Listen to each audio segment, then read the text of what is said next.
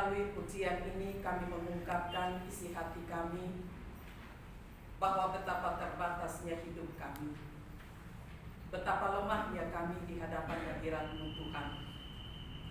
Di dalam kelemahan itu kami datang membawa diri kami masing-masing untuk diarahkan melalui kebenaran firman-Mu.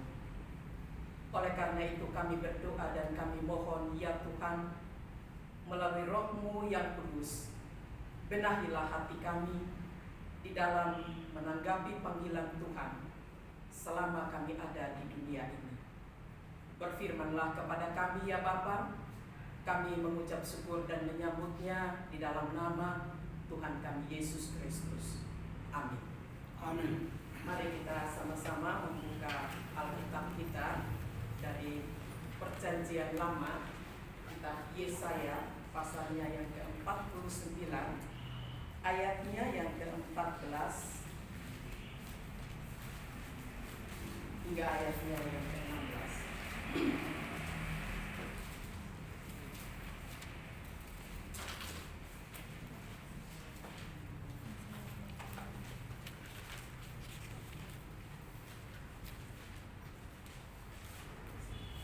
Yesaya 49 ayatnya yang ke-14 hingga ayatnya yang ke-15. Bagian firman Tuhan ini akan kita bacakan secara bersama-sama dengan memperhatikan tanda-tanda baca. Jikalau sudah menemukan, mari kita membacakan 3 ayat secara bersama. 2, 3. Sion berkata, Tuhan telah meninggalkan aku, dan Tuhanku telah melupakan aku. Dapatkah seorang perempuan melupakan bayinya, sehingga dia tidak menyayangi anak dari kandungannya? Sekalipun dia melupakannya, aku tidak akan melupakan engkau. Lihat, aku telah menuliskan engkau di telapak tanganku, tembok-tembokmu tetap di ruang tamu. Demikian jauh pembacaan firman Tuhan bagi kita semua. Firman Tuhan berkata bahwa orang yang berbahagia adalah yang membaca, merenungkan, serta mau melakukan di dalam kehidupan sehari-hari. Bapak, Ibu, dan saudara-saudara yang kekasih di dalam Tuhan kita Yesus Kristus, selama saya diizinkan oleh Tuhan untuk mengambil bagian dalam tugas pelayanan, baik itu di gereja, terutama di lembaga pendidikan, maka khususnya dalam lembaga pendidikan hampir puluhan tahun dalam pelayanan itu, saya menganalisa dan menarik kesimpulan bahwa ternyata untuk meresponi panggilan Tuhan bagi setiap mahasiswa di setiap angkatan itu pasti terjadi perpalingan. Itu pasti terjadi, ada yang bertahan tetapi ada yang tidak bertahan. Suatu ketika ada seorang mahasiswa, itu tepatnya pada tahun 2001, ketika kami pergi dan mengadakan pelayanan mission trip. Di sana dia mengambil keputusan untuk mau dibentuk menjadi hamba Tuhan. Setelah dia hadir di lembaga, salah satu lembaga, pada akhirnya dia datang kepada saya dan dia katakan demikian, saya tidak sanggup lagi dan hati saya tidak bisa menerima. Lalu keputusan saya adalah saya harus pulang ke kampung halaman bertemu dengan orang tua. Karena saya sakit hati, karena saya begitu kecewa dengan keadaan situasi yang ada, membuat saya sampai pada akhirnya apa yang dulu Ibu jelaskan kepada saya itu tidak berarti. Bapak dan Ibu yang kekasih di dalam Tuhan kita Yesus Kristus, dari kisah ini mau memberikan kepada kita sebuah pemahaman bahwa sesungguhnya ada orang-orang yang memang sudah dipilih dan ditentukan oleh Tuhan untuk mengambil bagian dalam pelayanan Tuhan. Dan di dalam pembacaan kita di pasal yang ke-49 dari kitab Yesaya ini sampai pada pasalnya yang ke-55 itu berbicara menyangkut dengan hamba Tuhan. Jadi kalau berbicara menyangkut dengan hamba Tuhan, itu mau menunjukkan kepada kita bahwa kita ini adalah pemiliknya. Kita ini adalah hamba, kita ini adalah budaknya Tuhan. Dan Tuhan mau untuk memakai kita menjadi alat di tangannya. Oleh karena itu Bapak dan Ibu, kita melihat bahwa dari perikop ini mau menjelaskan kepada kita bagaimana kehidupan daripada bangsa pilihan Tuhan, yaitu umat Israel. Umat Israel itu dikatakan bahwa mereka itu adalah umat yang spesial. Karena apa? Mereka dipilih oleh Tuhan atas kehendaknya Tuhan, atas maunya Tuhan. Mereka juga ditetapkan oleh Tuhan atas kehendaknya Tuhan. Ada satu misi, ada satu tujuan besar yang Tuhan ingin nyatakan melalui umat ini. Namun kita melihat bahwa dalam meresponi apa yang Tuhan sudah tetapkan, maka yang namanya manusia itu tidak pernah luput dari berbagai macam persoalan hidup. Maka kita melihat di dalam Perjanjian Lama mengisahkan kepada kita tentang sejarah kehidupan daripada umat Israel, yang kenyataannya adalah bahwa pada akhirnya mereka harus meninggalkan Tuhan, melupakan Tuhan, mengabaikan apa yang pernah Tuhan janjikan kepada mereka. Ini merupakan sebuah persoalan yang sangat besar, yang di mata Tuhan tentunya ini akan menyedihkan sekali. Namun kita melihat di sini bahwa dalam situasi yang seperti itu, umat Tuhan ketika mereka sudah jauh dari Tuhan, berpaling daripada Tuhan, meninggalkan Tuhan, dan tidak lagi mentaati hukum-hukum Tuhan atau aturan-aturan yang ditetapkan oleh Tuhan, maka di sanalah terjadi suatu permasalahan, di mana mereka yang tidak taat kepada Tuhan berpaling dan menyia-nyiakan apa yang menjadi ketetapan Tuhan. Akibatnya adalah bahwa Tuhan mengizinkan mereka menghadapi sebuah problema dalam hidup mereka, yaitu yang dulunya mereka hidup bersatu dengan sebuah kekuatan yang sangat besar dan sangat disegani oleh semua bangsa yang ada di sekitarnya. Pada akhirnya itu menjadi hancur dengan Tuhan mencerai-beraikan mereka dalam pembuangan, khususnya dalam pembacaan kita, umat Israel dibuang atau ditawan di Babel.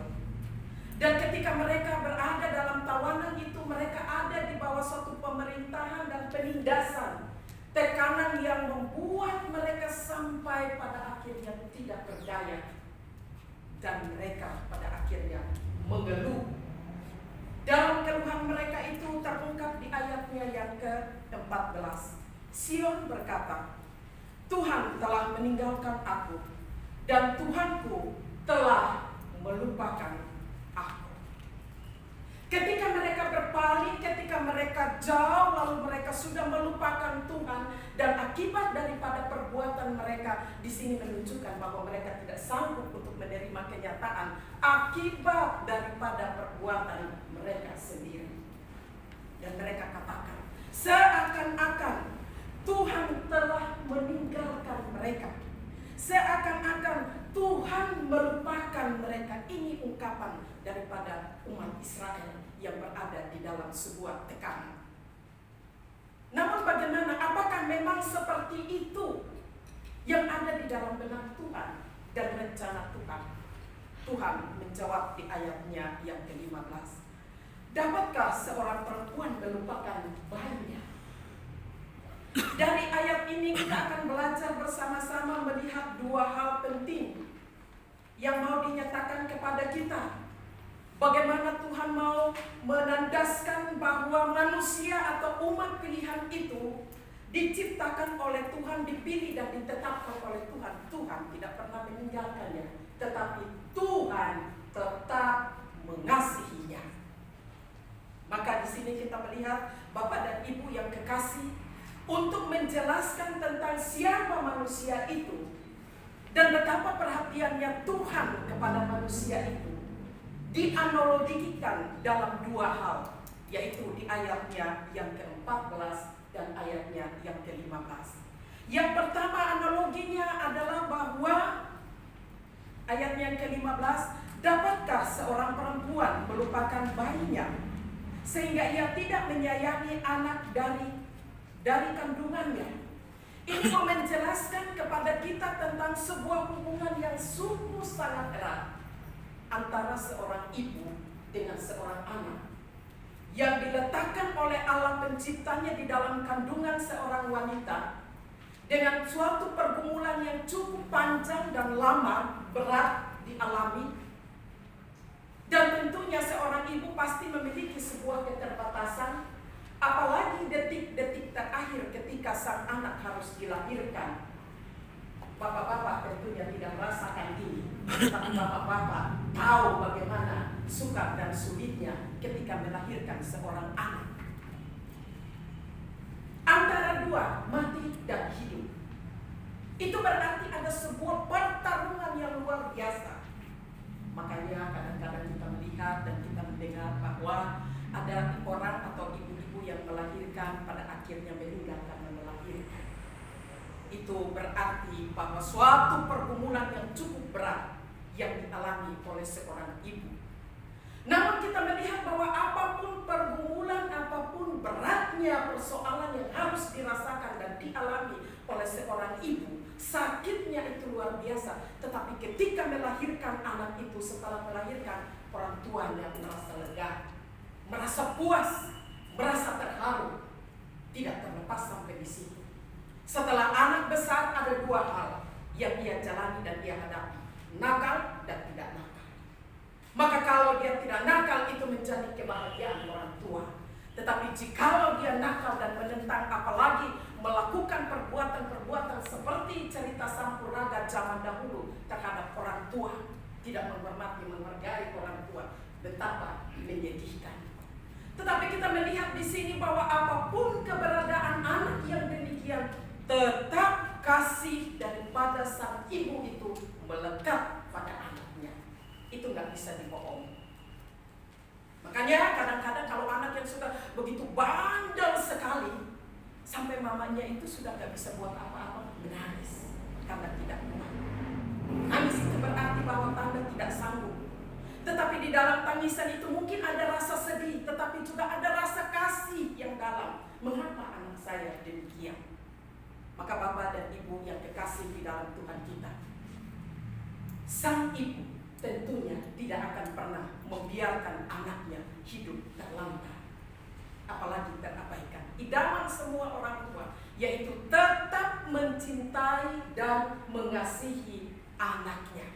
Seperti itu jugalah ketika Allah menjawab keluhan daripada umat yang telah dipilih, yang dikasihi dan telah berpaling daripada Tuhan. Tuhan mau katakan kepada mereka, sebagaimana engkau melihat dan menyaksikan kasih seorang ibu ketika melahirkan dan menyayangi anaknya, seperti itu juga kasihku kepadamu. Apapun keberadaanmu, engkau telah menyakiti aku, engkau telah menyimpan daripadaku, bahkan engkau melupakan aku, tetapi sebagaimana biji mata, kamu adalah biji mataku, maka kasihku tetap kunyatakan kepada kamu. Bapak dan Ibu yang kekasih, ini mau menunjukkan kepada kita tentang kasih Tuhan yang ketika Ia telah nyatakan kepada kita sebagai umat pilihannya, terutama kepada kita sebagai calon-calon mahasiswa, telah dipilih. Kalau baca di pasal ini, baca dari ayatnya yang pertama, telah dipilih sejak kekekalan, ditetapkan oleh Tuhan sejak kita belum mengetahui apapun yang akan terjadi. Tuhan sudah tetapkan, Cornelius, engkau telah kupilih dan engkau telah kutetapkan. Oleh karena itu, hal yang perlu untuk kita ingat, bahwa jikalau Tuhan yang memilih, jikalau Tuhan yang tetapkan kita, maka kasih setia Tuhan tidak akan pernah beranjak. Itulah sebabnya umat Israel ketika mereka menghadap Tuhan selalu ada puji-pujian. Dan inti isi daripada pujian itu adalah kasih setia Tuhan tidak pernah beranjak. Itu pujian yang berkenan di hadapan Tuhan. Itulah yang memberikan kekuatan. Itu yang memberikan kepada mereka kemampuan sehingga mereka bisa dapat bertahan dan sampai pada akhirnya terjadi sebuah pemulihan. Analogi yang kedua terhadap umat yang keluh kesah atas persoalan hidup yang sangat sukar dan sulit, yaitu di ayatnya yang ke-16. Di sana dikatakan, lihat, aku telah melukiskan engkau di telapak tanganku. Aku telah melukiskan engkau di telapak tanganku, tangan Tuhan. Bapak dan Ibu yang kekasih di dalam Tuhan kita Yesus Kristus, dari kata-kata ini kita mau melihat bahwa ayat 16 ini setiap kata mempunyai makna yang sangat dalam yang perlu untuk kita renungkan. Yang pertama di situ dikatakan bahwa lihatlah. Kata lihat di sini ini mau menunjukkan kepada kita tentang satu hal yang memang betul-betul harus memberikan respon yang betul-betul fokus. Karena ini adalah seruan ilahi, bukan seruan manusia biasa atau seorang pemimpin. Tetapi seruan ini keluar dari pemimpin yang adalah sang ilahi itu sendiri. Lihatlah. Maka kata lihat ini menunjuk kepada sesuatu yang mempunyai nilai kekal. Kalau kita membaca dan kita melihat kata-kata lihatlah di dalam Yohanes pasal 1 ayatnya yang ke-29, ketika Yohanes memilih murid-muridnya, lalu dia katakan kepada mereka, lihatlah anak domba Allah yang menghapus seluruh dosa manusia. Ketika itu Yohanes Pembaptis juga punya pengikut. Tetapi waktu dia melihat Yesus Kristus, dia melupakan dirinya seakan-akan dia mengatakan, aku tidak berarti. Tetapi kamu harus melihat kepada dia, Yesus yang datang itu. Itu adalah anak domba Allah. Aku tidak akan bisa menghapuskan dosamu, membuka tali kasutnya pun aku tidak sanggup. Tetapi sang anak domba Allah yang ada di depan itu, itulah yang akan mengangkat dan melepaskan segala dosa. Itulah sebabnya dia katakan, lihatlah sang anak domba Allah. Suatu perkataan yang bernilai kekal, maknanya sangat dalam. Bahwa untuk melihat kepada Tuhan artinya bahwa seluruh segala sesuatu itu ada tersimpan, tersembunyi, ada di dalam diri Allah. Dan untuk menyelesaikan semua itu, lihatlah kepada sang anak domba Allah. Itu berarti kita sebagai orang pilihan Tuhan di dalam mengiring Tuhan, mata kita senantiasa tertuju hanya kepada Dia yang telah memanggil dan menetapkan kita untuk melihat seluruh rangkaian karya Allah, kerja Allah, programnya Allah yang akan direalisasikan melalui kehidupan kita sebagai umat pilihannya. Tuhan juga menegaskan dalam kalimat selanjutnya di ayat, masih di ayatnya, aku telah melukis engkau.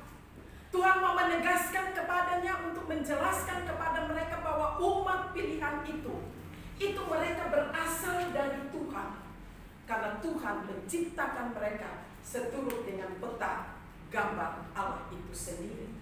Maka kalau itu yang terjadi, Tuhan mau tegaskan kepada mereka, kamu ciptaanku, maka kamu adalah milikku. Kata Tuhan dinyatakan di sini mau menunjukkan akan kedaulatan Tuhan atas seluruh aspek kehidupan manusia. Tuhan mau menegaskan bahwa akulah aku. Dia adalah yang awal dan yang akhir. Bertanggung jawab dari ciptaannya sampai pada akhir hidupnya. Tuhan Yesus katakan, akulah.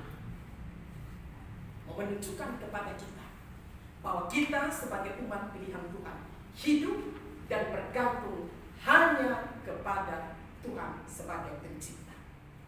Kata telah itu berarti mau menunjukkan bahwa sebelum terjadi segala sesuatu, aku adalah atau Allah telah melakukan, telah menyediakan, telah mempersiapkan segala sesuatu untuk manusia ciptaannya. Itulah sebabnya dia katakan, bahwa aku telah menunjukkan kasih setiaku kepadamu. Kesetiaan Tuhan itu tetap kekal untuk selama-lamanya, tetapi kesetiaan manusia sangat relatif. Bapak dan Ibu yang kekasih di dalam Tuhan kita Yesus Kristus, selanjutnya tidak sampai di situ saja, tetapi sebuah penegasan yang sangat luar biasa, sekali lagi memiliki makna yang sangat dalam. Aku telah melukis engkau. Saya mencoba untuk membaca, untuk menemukan beberapa hal tentang hal ini. Saya bersyukur di akhir dari persiapan ini saya menemukan ada satu bacaan, dia bilang ada perbedaan antara melukis dengan mengukir. Kalau melukis itu, dia bilang itu materi dasarnya itu tidak rusak. Tetapi kalau mengukir itu materi dasarnya pasti rusak. Contohnya, kalau saya menulis di sini, itu saya tulis di kertas, itu tidak akan merusak, menempel. Tetapi kalau saya mau tulis Tuhan, pasti rusak, melukis. Artinya ada sesuatu. Dan kalau kita lihat yang namanya mengukir itu biasanya itu harus ditekan dengan yang cukup dalam. Dan bila perlu pakai pahat untuk melukis gambar-gambar supaya nanti tetap awet dan tetap. Itu berarti bahwa ketika melukis itu ada tenaga yang dikeluarkan, ada konsentrasi penuh, dan bukan saja itu, tetapi ada yang tersakiti. Ini merupakan sebuah gambaran kepada kita bahwa kalau kita baca di dalam terjemahan Alkitab, dia memakai kalimat melukis, kata melukis ini lebih cenderung menuju kepada mengukir.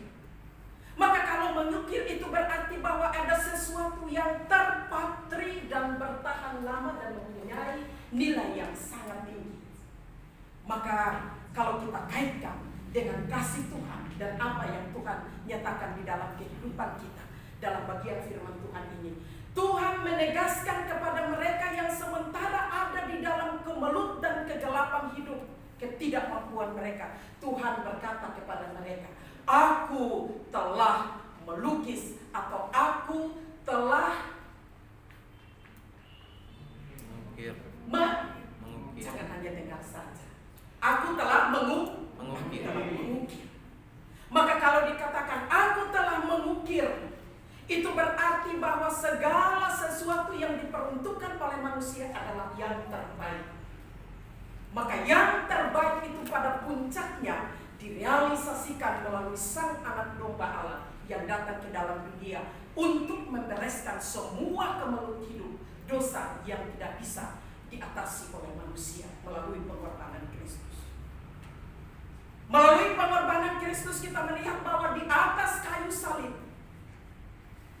dia harus mengukirnya melalui 3 benda, yaitu salib, yaitu paku yang tertancap di tangan kanan dan juga di tangan kiri serta kakinya. Ketika paku itu sudah harus ditancapkan, itu bukan sekedar menggambar, tetapi itu adalah sebuah peristiwa yang tidak bisa untuk dilukiskan dengan apapun juga. Dan paku itu merupakan sebuah ukiran yang tidak akan termakan oleh waktu, dan siapapun tidak akan bisa menggantikannya.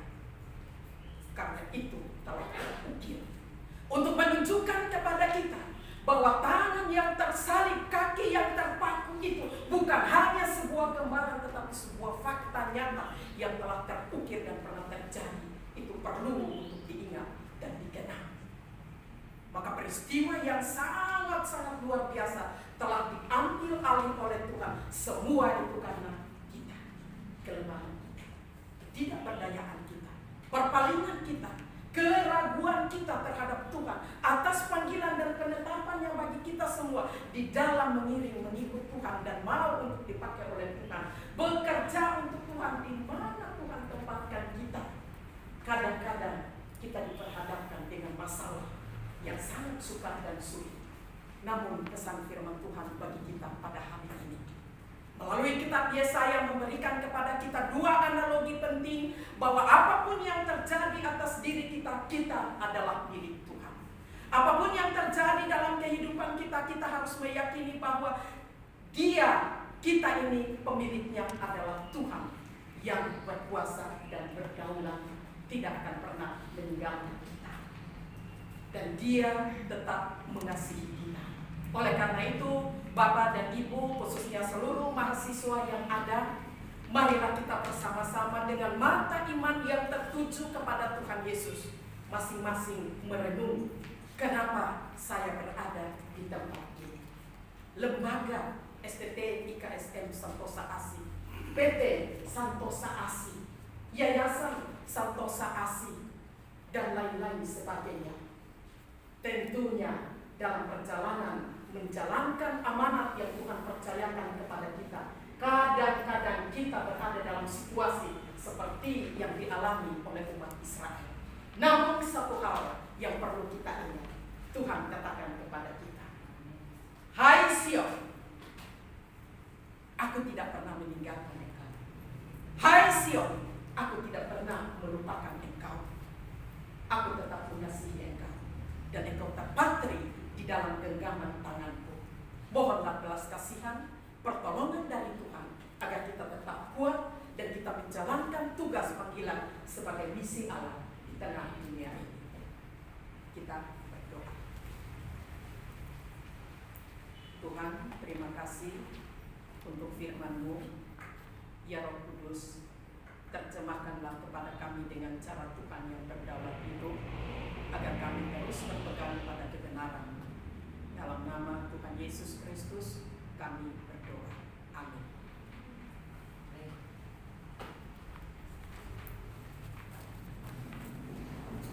Shalom.